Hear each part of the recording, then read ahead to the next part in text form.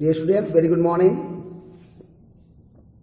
मैं सरस सिंह आप सभी बच्चों का Malnav public school inter college में पढ़ने वाले सभी बच्चों का स्वागत करता हूं। तो प्यारे बच्चों, आज हम आपके लिए जिस अर्थशास्त्र सेक्शन में सोशल साइंस के अर्थात सामाजिक विज्ञान सब्जेक्ट में विषय में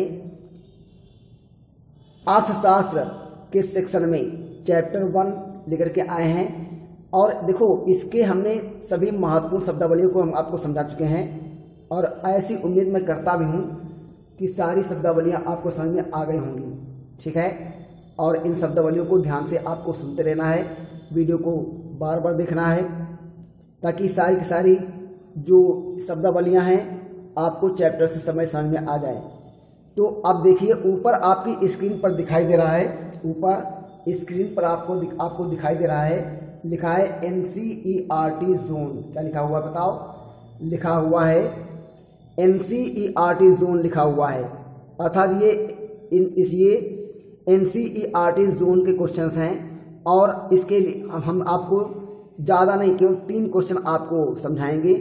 और ये चूँकि लिखा हुआ है NCERT जोन, तो NCERT के ये क्वेश्चंस हैं जो परीक्षा की दृष्टि से बहुत ही ज़्यादा इम्पोर्टेंट हैं। केवल 3 क्वेश्चन NCERT जोन में दिए हुए हैं, वही हम आपको केवल समझाएंगे।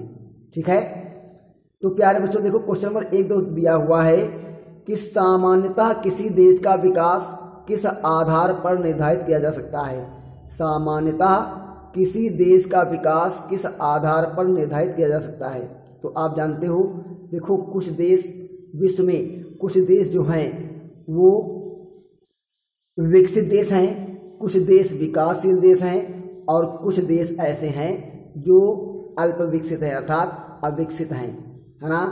और इनकी सबकी हमने परिभाषा भी आपको बताई थी अपने महत्वपूर्ण शब्दावलियों वाले पार्ट में कि विकसित देश कौन होते हैं, विकासशील देश कौन होते हैं और अल्प विकसित देश कौन होते हैं। इनको मैं एक बार फिर से आपको समझा दे रहा हूँ, बता दे रहा हूँ।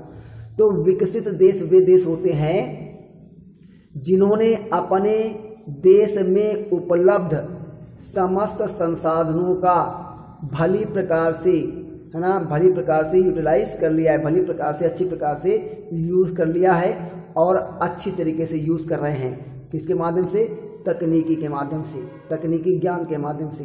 तो जिन देशों ने अपने तकनीकी ज्ञान के माध्यम से अपने यहाँ के उपलब्ध संसाधनों का भरपूर प्रयोग किया है, ऐसे देश विकसित देश कहलाते हैं। और विकसित देशों की, है ना, एक परिभाषा ये भी है कि जहाँ प्रति व्यक्ति आय उच्चतम हो, लोगों का शैक्षिक स्तर अच्छा हो, है ना, उच्च हो, और स्वास्थ्य स्तर भी बहुत ही उच्च हो, ऐसे देशों को हम विकसित देशों की श्रेणी में रखते हैं। ठीक है, तो इस प्रकार से 2 परिभाषाएं हो सकती हैं कि विकसित देश वे देश हैं जिन्होंने तकनीकी ज्ञान के माध्यम से अपने संसाधनों का भरपूर प्रयोग कर लिया है, ऐसे देश विकसित देश कहलाते हैं। या हम ये कह सकते हैं जिन देशों के नागरिकों की प्रति व्यक्ति आय उच्चतम है, उनका स्वास्थ्य स्तर उच्चतम है, उनका शैक्षिक स्तर में उनकी शिक्षा दीक्षा बहुत ही ज़्यादा ऊंची है, ऐसे देश विकसित देशों की श्रेणी में रखे जाते हैं। ठीक है, अब कौन सा देश विकसित देश है, कौन सा देश विकासशील देश है और कौन सा देश अविकसित है अर्थात अल्प विकसित है, इसको जानने के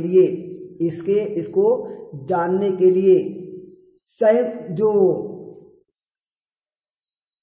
संयुक्त राष्ट्र का जो विश्व बैंक संस्था है, ठीक है, तो विश्व बैंक जो है वो किसी देश का आकलन करती है कि वो विकसित है, अविकसित है या विकासशील है। इसके लिए विश्व बैंक है वो केवल एक आधार लेती है। इसके लिए विकसित देश जो विश्व बैंक है वो केवल एक ही आधार को अपनाती है, प्रति व्यक्ति आय। तो विश्व बैंक ये देखती है कि जिन देशों की प्रति व्यक्ति आय उच्चतम है वे देश विकसित देश कहलाते हैं, है ना। और जिन देशों की आय प्रति व्यक्ति आय बहुत ही कम है वो अविकसित देश या विकासशील देश कहलाते हैं।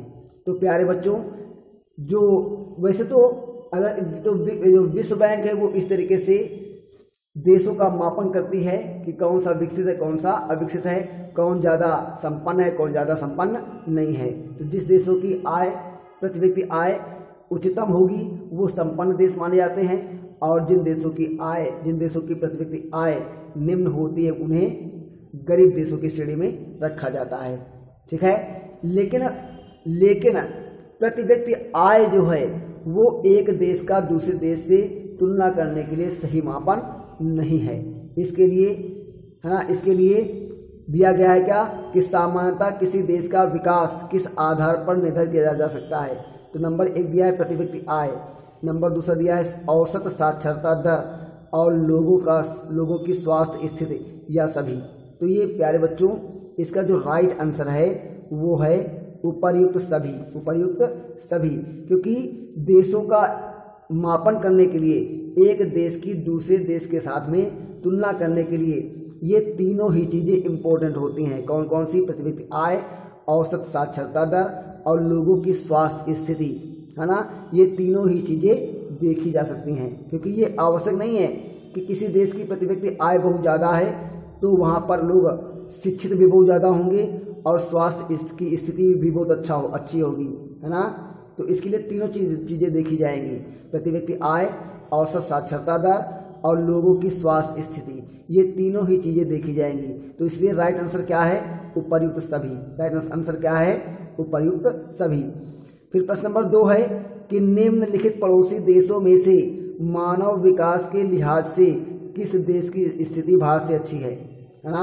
कि मानव कह रहा है क्या कि मानव विकास के लिहाज से, मानव विकास की दृष्टि से कौन से देश की स्थिति जो है वो भारत से ज़्यादा अच्छी है। अर्थात अच्छी स्थिति का मतलब क्या कि वहाँ के लोग ज़्यादा पढ़े लिखे हैं, मतलब उनकी साक्षरता दर ज़्यादा है, साथ साथ में प्रति व्यक्ति आय भी ज़्यादा है और स्वास्थ्य का स्तर भी ज़्यादा है, बढ़िया है भारत की अपेक्षा। तो ऐसा कौन सा देश है? कह रहा है निम्नलिखित पड़ोसी देशों में से मानव विकास के लिहाज से किस देश की स्थिति भारत से बेहतर है। अर्थात कौन सा वो देश है जहाँ की प्रति व्यक्ति आय भी भारत के लोगों से ज़्यादा है और स्वास्थ्य का स्तर भी भारत से लोगों से ज़्यादा है और शिक्षा का स्तर भी भारत के लोगों से ज़्यादा है।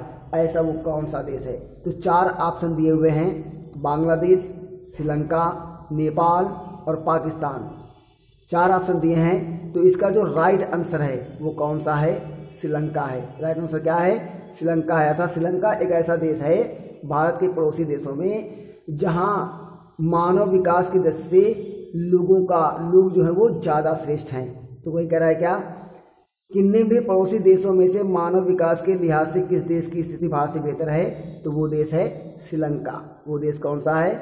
श्रीलंका। 4 ऑप्शन में कौन सा विकल्प सही है? श्रीलंका विकल्प सही है। तो बच्चों जो प्रश्न नंबर 3 जो दिया हुआ है, कह रहा है मान लीजिए कि एक देश में 4 परिवार हैं। क्या कह रहा है कि मान लीजिए कि एक देश में 4 परिवार हैं और इन परिवारों की प्रति व्यक्ति आय 5,000 रुपये है। कितनी है? प्रति व्यक्ति आय 5,000 रुपये है। अगर 3 परिवारों की आय 4,000 हो, 7,000 हो और 3,000 हो, है ना। अगर 3 परिवारों की आय क्रमशः 4,000 हो, 7,000 हो और 3,000 हो, अर्थात 4 परिवार हैं जिसमें एक परिवार की आय 4,000 है, एक परिवार की 7,000 है, एक परिवार की 3,000 है, तो चौथे परिवार की आय कितनी होगी? तो चौथे परिवार की आय कितनी होगी? ठीक है। तो प्यारे बच्चों चौथे परिवार की आय कितनी होगी, है ना। 4 ऑप्शन दिए हुए हैं, 7,500 रुपये, नंबर दूसरा दिया है 3,000 रुपये, नंबर गा दिया है 2,000 रुपये और नंबर घा दिया है 6,000 रुपये। तो प्यारे बच्चों इनमें से कौन सा राइट आंसर है ना। इनमें से कौन सा राइट आंसर है? तो इनमें से जो राइट आंसर है वो क्या है? 6,000 रुपये। जो इसका घा वाला जो ऑप्शन है, जो घा वाला विकल्प है वो सही विकल्प है, 6,000 रुपये। तो प्यारे बच्चों ये आपके NCERT जोन के केवल मात्र 3 लेकिन बहुत ही ज़्यादा इम्पोर्टेंट मल्टीपल चॉइस क्वेश्चन अर्थात बहुविकल्पी प्रश्न है, इनको आपको अच्छी तरीके से अध्ययन करना है और इनको अच्छी तरीके से आपको याद भी करना है। ठीक है, इसके बाद में जो अगला क्वेश्चन है एनसीईआरटी का वो हम आपको अपने अगले वाले वीडियो में बताएंगे। तब तक के लिए गुड बाय।